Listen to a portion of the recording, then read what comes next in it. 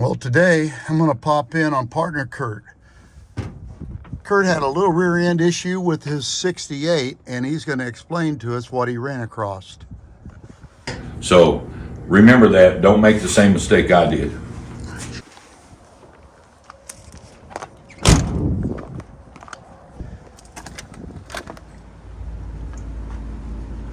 Hey, Kurt. Hey, Greg, what's up, man? Man, I tell you the truth, you shocked me the other day and pulled in on me. I'm going to do the same thing to you today. Damn camera on, don't Yes, I do. Hey, that's good, because I got a story on some stuff. Hey, why don't you turn off your furnace for a minute? I can do it. It'll take it a second to shut down. That's all right. We can.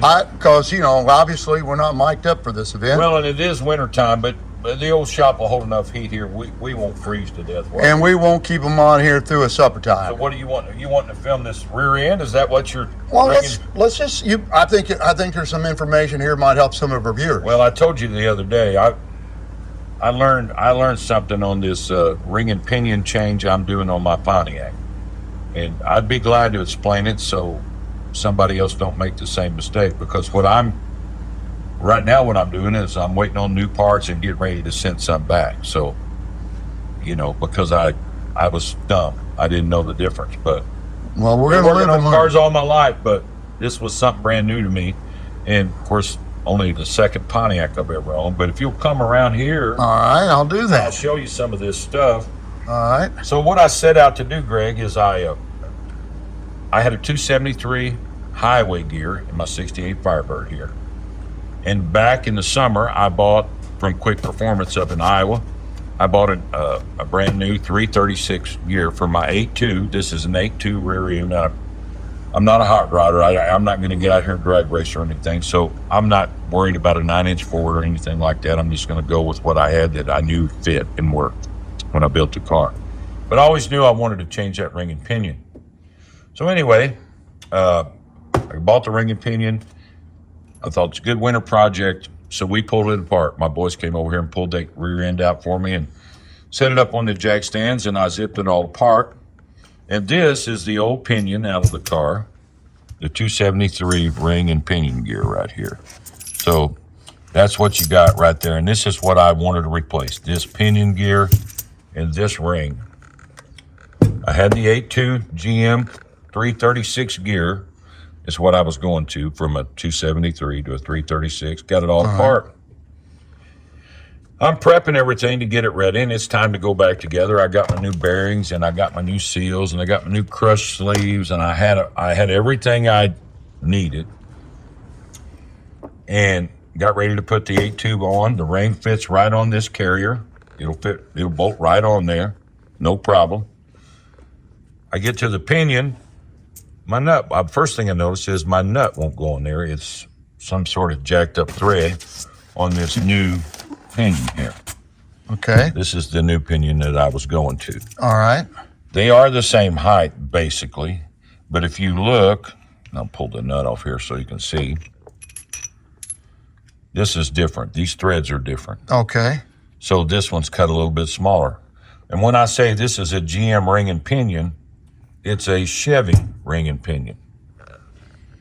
Well, like I said, everything will bolt up there and everything will do what it's supposed to until you get out to the seal. So here's my seal that I took out of my Pontiac when all this was in place. And here's my yoke. And my yoke will absolutely accept that seal out of my housing over there. And then right here, because I didn't have the proper yoke, and the reason I didn't, this is 25 splines, and Pontiac is a little heavier, it's 27 splines. So I'm thinking, okay, I'll just get a 25 spline yoke for this carrier. Well, $115 worth of Chinese pot metal later, it'll fit right on this one. Yeah, like it's supposed to. Yeah. It will not this one because it's too small. Diameter's too small? Well, the splines, there's only 25 okay, here, that's right. 27 here. Okay. So this is my original. Well, that seal fits that original Pontiac yoke well. All right. That's how far it's off on the Chevy yoke. Wow. Well, not even close. It's 2 3/4 outside diameter, 1.94 inside diameter on this Pontiac. So it's almost 2 inches. This is 2.6 and 1.5 on the inside, and they don't make a seal that's that size. So I'm trying to jerry rig all this together. Went to multiple places looking for the proper nut that would fit on this, and it will not fit on there. So what I did in haste, I decided, you know what, the heck with it. I'm not going to piece this thing together. I'm going to order, and what I found out during this whole process is, don't buy an 8.2 GM expecting it to work in a Pontiac housing. They're different. Pontiac is a little bit heavier, a little bit more heavy-duty built, and you can't piece it together. Number one, you're either going to have to get the right carrier for a Pontiac, Oldsmobile, or Buick, or you're going to have to change your rear housing to a Chevy in order to accommodate the ring and pinion that I'd bought. So I got mad. I'm thinking, I'm going to make this real easy. I'll send all these parts back that I bought that are wrong, and I'll show you one more thing on the yoke. This is the original 68 yoke. U-joint comes all the way out here to the end. Horseshoe clamps hold it on with the horseshoe bolts. Mm-hmm. This one is Chevy. It's got the little notches, and a smaller U-joint sits inside these 2 notches, and it's got little clips that on the outside that hold it in place. Mine has clips on the inside and is held on with the horseshoe bolts. So I was going to have to change the U-joint. Well, that U-joint's smaller. Huh. In order for me to do that properly without having a split U-joint, I was going to have to come up with a Camaro drive shaft. Well, I didn't want to do that. It was turning into way too much work. One thing I will show you that I found out when I took my old carrier out and started pulling all this stuff out, I had a little bit of noise in my original 273. It was minor. I didn't worry too much about it, but when I got it apart, the bolt that goes in here I unscrewed it, and only part of it was there. So the pin part of it that goes through the cross pin here that holds your spiders in place was broken there. Well, we were able to get that part out, but that is the cross pin for my 8.2 originally. Finally got it out of there, and I ordered a new pin. This was before I knew Pontiac and Chevy were different. I get a new pin in here. It's a much smaller diameter. Yep. It doesn't have the flat spots on it. That's flat and that's flat. This is just a heavier built pin, and it's the wrong diameter. And as soon as I slid in there, I said, well, why is that smaller when everything should be the same? As it turns out, this is a Chevy pin. This bigger pin that's bad is a Pontiac pin.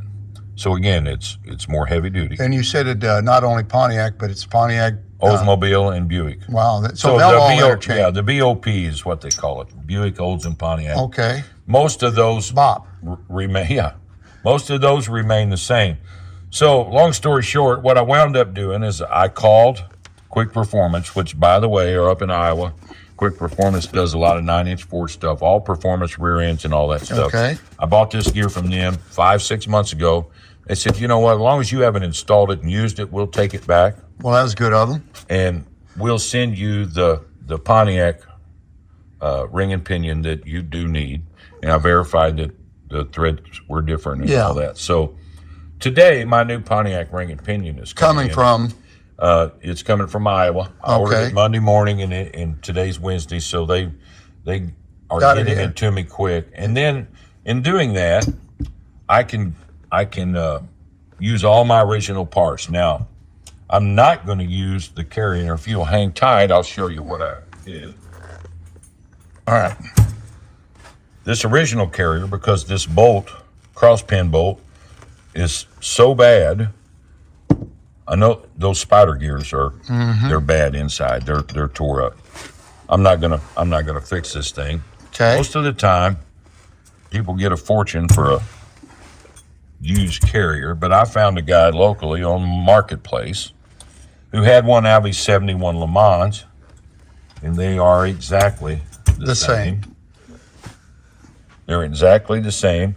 The spider gears are good. The bearings are good. It's got a good cross shaft pin. It's got a good bolt, even though I bought a new bolt. So I got a brand new, to me, carrier out of a Pontiac Le Mans that a guy gave me a smoking deal on to put my new ring on, and I've double checked to make sure, but my axles will slide right in this. So everything is exactly the same. So I was lucky enough to find a good used one locally, and I can in turn throw this one away.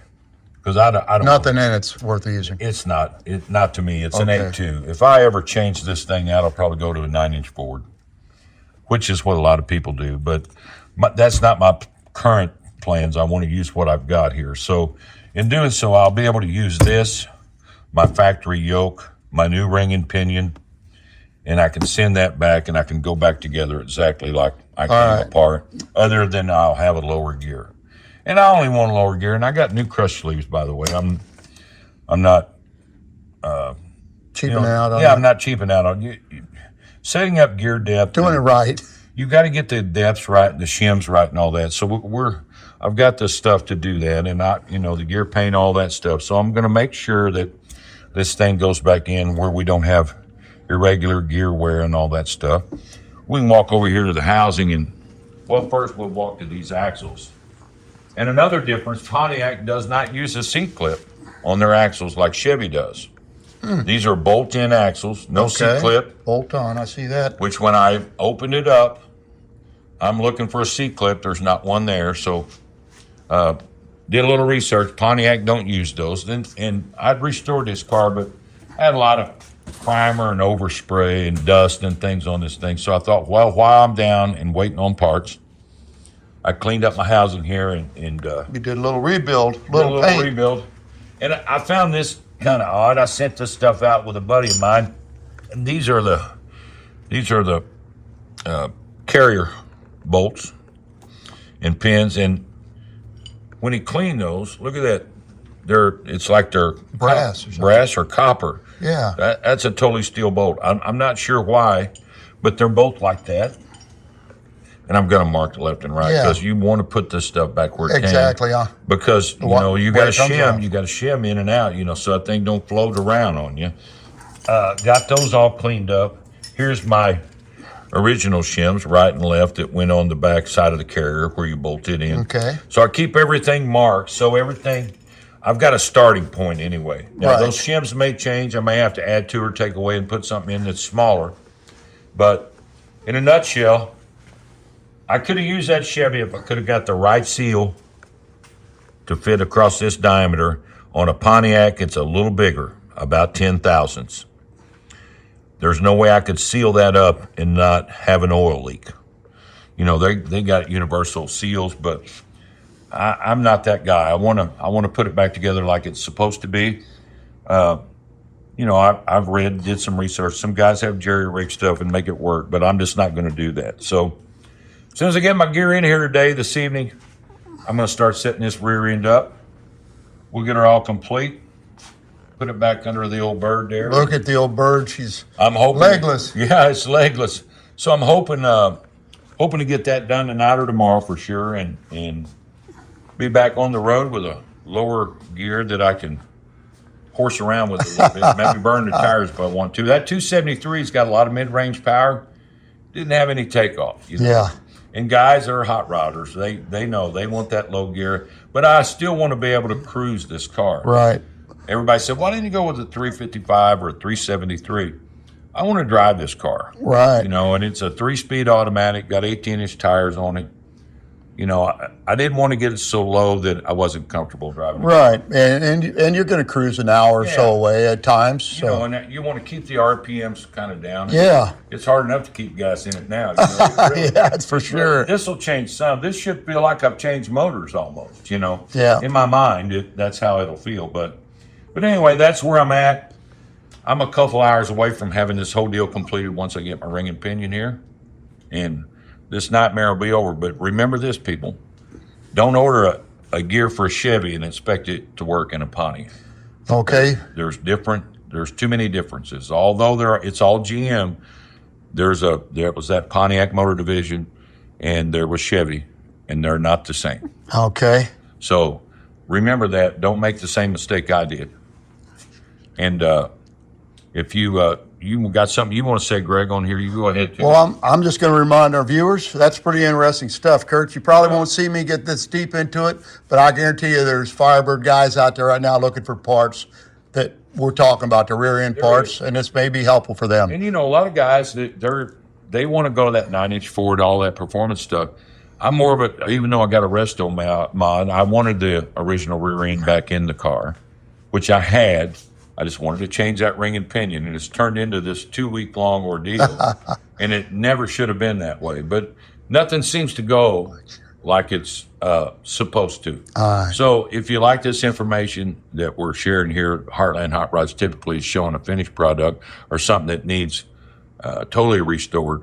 But this is kind of an informational thing. So like this, if you would, subscribe to our channel, and you never know what will be tearing up next, Greg. And I'll tell you what, any of you guys out there that's had these experiences, please comment and let us know what you did to change it. Yeah, I always thought that the 8.2 GM, 8.5s, 8.8s, all of them were the same, and they're not. And it took me a lifetime to run into this problem, but, it's in a few bucks. I'm going to lose a few bucks on the deal, but I'm okay with it. But your labor's free. My labor is free, and my help is free. So all right, that helps me. But y'all don't do what I did. All right, and like, share, subscribe, and come back and watch our next video.